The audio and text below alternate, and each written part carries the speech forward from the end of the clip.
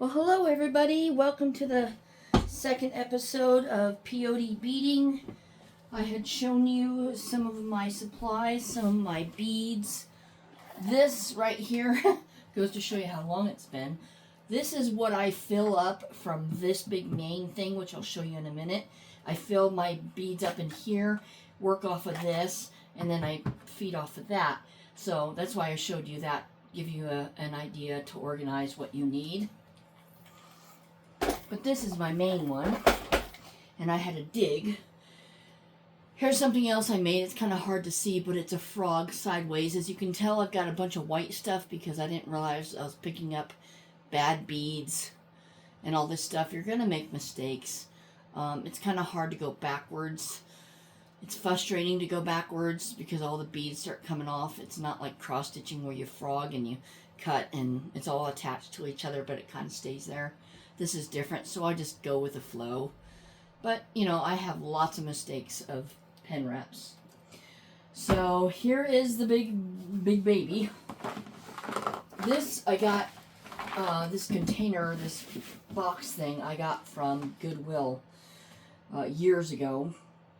It opens like this, but it also opens like this. So if anybody knows what this is, what it's meant for, or what have you, is it meant for it like this?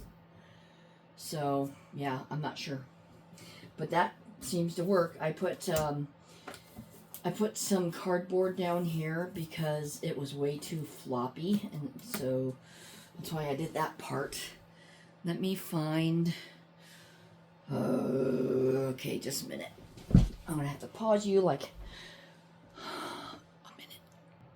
All right, so they're quite dusty, so I'm gonna dust them as we use them. I don't know how clear you guys are gonna be able to see this,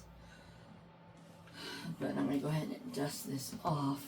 These are nothing more than fishing boxes. These two are the, I can't remember the jewel containers. You can get them at Joann's. They were, I think, like 20 bucks at one time. You can go as low as 10 on their sale. But I love them. Go ahead and clean this off. I told you it's been 4 years. So, in this one, we have, let's see here, flat button beads, you know, pearl looking things. I have my bigger container of beads, different sizes of beads. This is 8 grams, and it's number 8. So the smaller the number, the bigger the bead. I wish they would do it back, you know, the other way. So we have small little round beads. I have all sorts because I was just experimenting. And then these are pretty orange jewels, 8, and I put a little tag on there what it is. We have more see-through beads. These are Delca 5 grams. Kind of, I have to get used to things. I also put anti-static sheets inside of here just to, because the beads will cause static, so you're going to want to get yourself those fabric softener sheets and probably place them inside the bags with the beads. That goes for diamond painting too. Those diamonds get really staticky. These are black, I don't know, you call them tube shaped, and they've got a twist to them. Some are straight because I wanted to do some different things. These are twisted, so it looks like black licorice. I think that's what they call them, so different sizes there. Empty, more orange, more gold. I'm gonna do something because I'm not sure what you guys are seeing. I'd hate to do this whole video and you really not see it. And I'm not set up to have a big enough thing here, so let's see if I can zoom you in a little bit more. All right, that should be good. Let me kick the stand also. So here we go. Here's some more seed beads. I usually have a velvet cloth. This is one I lined a pie plate with. You can glue it down into a pie plate. It's a velvety, and you just take some beads and see how the beads react to this, and you can use that instead of a foam. So that's what I did there to remind me of that. Empty multicolored beads. These are so dang pretty. The sun's coming in now, so you should be able to see them. Let's see if I can do a close-up of those. The sun's not going to hit them, but yeah, just the gorgeous colors. Blue, blue. Okay, so these are just a variety of beads. Here's some of the beading needles. I have needles galore everywhere. I love these kind. They're multicolored, like a gas type of, you know, when you see gas fumes on the water, or oil fumes, I should say, and then they has that iridescent to it. More dividers. So this is more of my miscellaneous, this, that, and the other.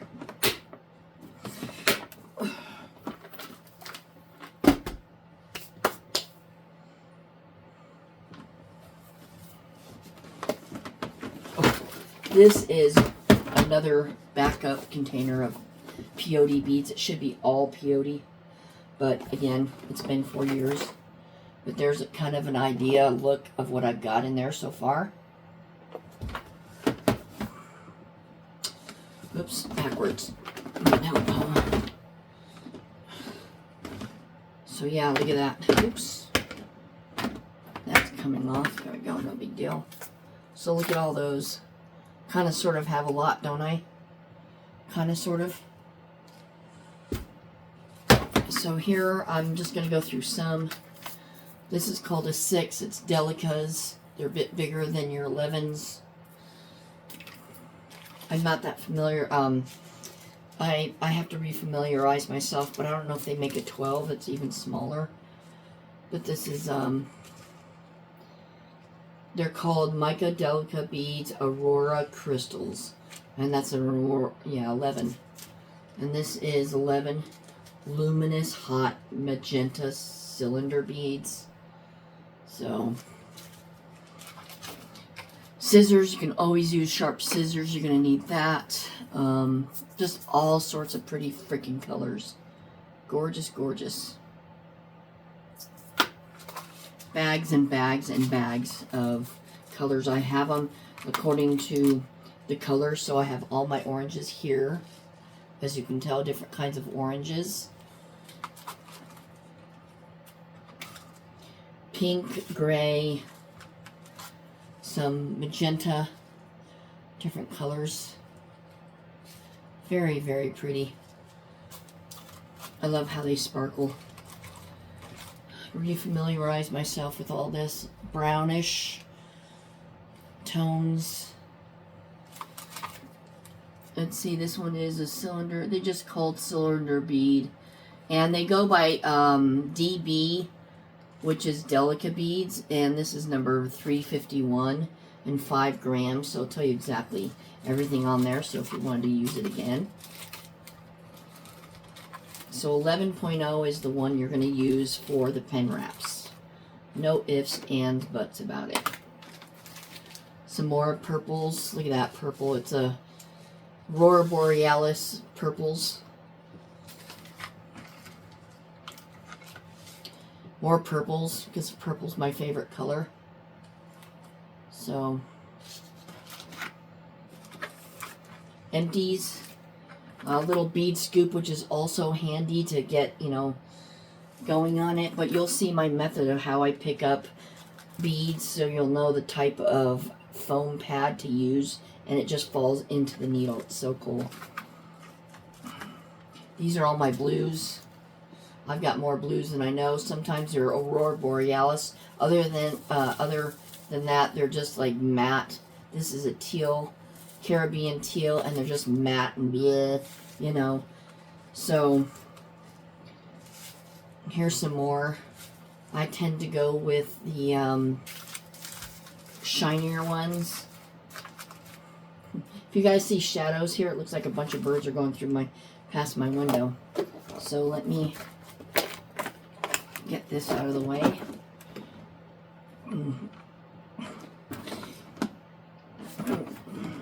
do these even lock anymore? Oh, very tight. There we go.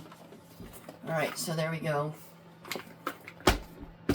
Here are the ones I was telling you about that I got from Joanne ages ago. There's a big display. Now you can take these out and you can dip your needle into it. I don't do that because I have a tendency to knock things over. So I just take what I want out of here, but keep it aside. And just like diamond paintings, you're going to keep the ones you want right next to you, but you're going to keep them covered up. And I do have some beads escaping here. So the neat thing about these, you'll see them at Joann's and whatnot. I got beads going bye-bye here. Let me wipe this off while I've got her attention. Alright. The neat thing about these, if you haven't seen them before, is they come either in a container all this size, or the next one you'll see have bigger sizes. But you can just pick up, and I put the label that is on those tubes, and I put it on here so I know what I like. And then if you're working with it, you just flip it up like this, you know, pour it out, and then you can also lift this top completely off for, you know, better use. But I like the fact that it has this. So I have mine in color coordinated, nothing by numbers. I just love color coordinated. So there's one way of doing it. And of course you can interchange between this one and the next one I'm about to show you.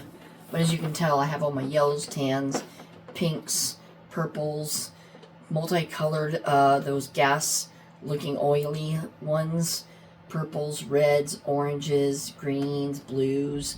So whenever I do the dentist one, they want the mint background.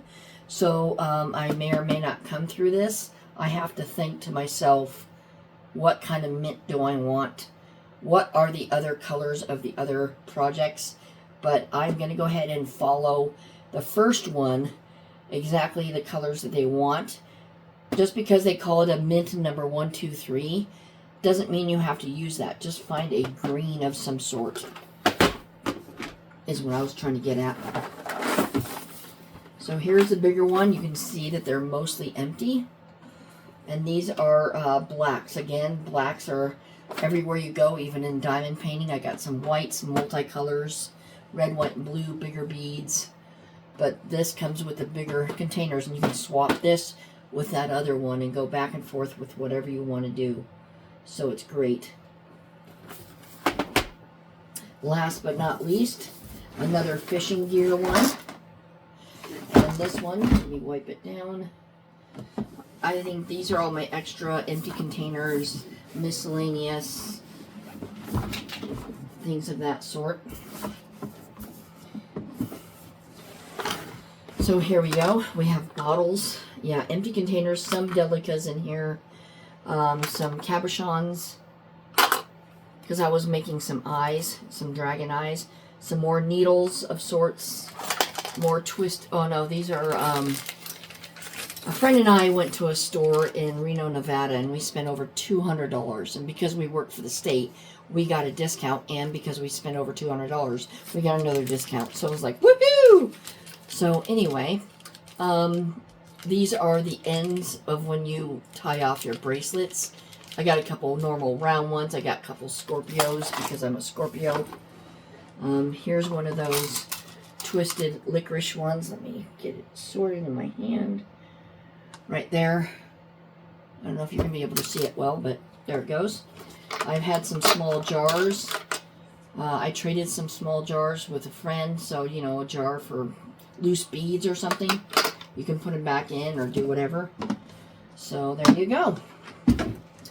So that does it for this episode. And what I'm going to do is going to go ahead and get ready to actually do the beading. So I will be finding my colors, getting the mat. The mat doesn't take much to explain, so I'll have all that ready. I'll have my thread, and then we will do our first beading project to get going here in the next episode of video. So if you guys like this kind of thing, please let me know. Need any further explanation on things, please let me know. Sometimes I don't always explain things correctly. Fun times, right? And I'm putting it away just to get it out because I'm going to start working on different cross stitching too. So I'm going to be hopping in between peyote beading, different cross stitching, and looming hats on this channel. As you can tell, I have a huge diamond-shaped table. I've showed it before. I'm seriously thinking about destroying this table because when I put it together, I glue the legs, and it's that corrugated plyboard and a chipboard, and it'll just come apart really easily. So if I up and destroy it and get myself a normal-looking desk where I can put my knees underneath, maybe I can sort things better. Because the bigger the desk, the bigger the area, the bigger the mess. Yep, that should be a rap song, right? So, with that being said, stay tuned for my third episode where we will start working on some of the beads. Let me go across you here and get this back down where it was. Oh, gosh. All right, that is one heavy sucker. Oh, and before I forget, I'm going to go ahead and spin and find out which cross stitch I'm going to do next. So let me get behind the camera so I can make sure that you see what I'm seeing.